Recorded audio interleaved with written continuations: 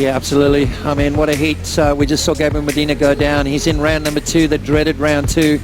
Can John move through and put a bit of pressure on? John Florence taking on Wiggolly, Dantas, and Dusty Payne. Looking to get things started. Wiggolly, Dantas holds back. John wants the right at back door. Messy barrel section, but still comes up. Bonus on the inside corner.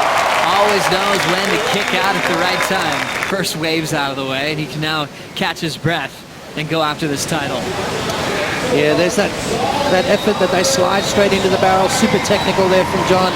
Not a super deep barrel, but a nice little end section as well. Just going to add to the points. The crowd are getting involved. You can see Wiggolly making sure John committed to that wave. Slid up under the hood there. And again, just that little bonus section at the end. So I'm not seeing a massive score, Joe. Dusty Payne on the next one. Sets that one up nice and deep, but he's down. Wiggolly, Dantas all alone. Getting his first wave of the matchup. Stalling on the open face. Now disappearing nice and deep. Dantas goes down.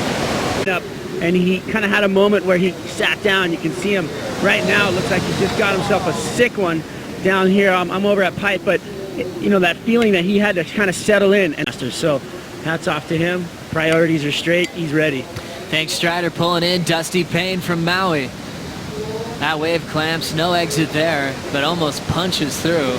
With all his CT experience, what happened here, Potts? Yeah, well, that wave just crumbled down. Obviously, the wind's starting to affect it. You got to really find those clean little nuggets, and well, very similar conditions to on the shore, especially if you're at the Bonsai Pipeline. During the break, John had a cool exit out of a challenging barrel, Potts, just to get a quick little exit. Pretty similar to his first wave, but a little deeper. Wiggolly, Dantas using his priority, giving John that wave. It's a bit of a mistake there. And look at that, fighting his way out through the end of it. John Florence, a 6.33. More weapons that have a chance to win this thing. John up again. Beautiful round, solid backdoor pit. Just making it look so clean and fun. That's a barrel that anybody would pay for around the world. At least. But you know what? This is the new John. This is the guy that wants to win, you know. He's not sort of sitting there waiting for the Hail Marys, knowing that it's kind of slow ocean at the moment, needs to back up that 6.33. And he's done it with just pure technique there. A smaller wave. You can see using both of his hands, slowing himself down, getting as deep as possible.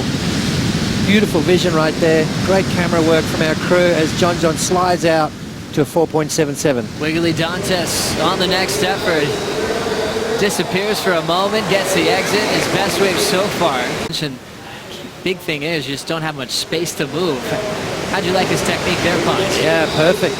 Absolutely perfect technique there from Wiggolly, Dantas. Look at this. We're going to see what goes on inside the tube. You can see Wiggolly using that front hand to feel the energy of the wave, determine on how fast he needs to go, always keeping in contact with it. John is not sitting still out there.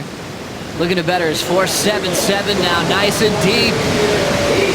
Wave spits him out. Now he's getting this magical motion going. Barton, how do you like his decision making so far? Oh, it's been incredible. If anyone can manufacture a tube, a couple of those ones that John pulled into were just chandeliering and closing down on top of him, and it was unbelievable to think that he made them. So when the waves are difficult, John has that ability, particularly out here, to find waves that stay open, that give him opportunity. Part of the reef. Wiggolly's on that part of the reef now and having a look at this one, boys. Dantas now locking in.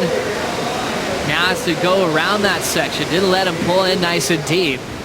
It's on the clock as we dive into the heat recap.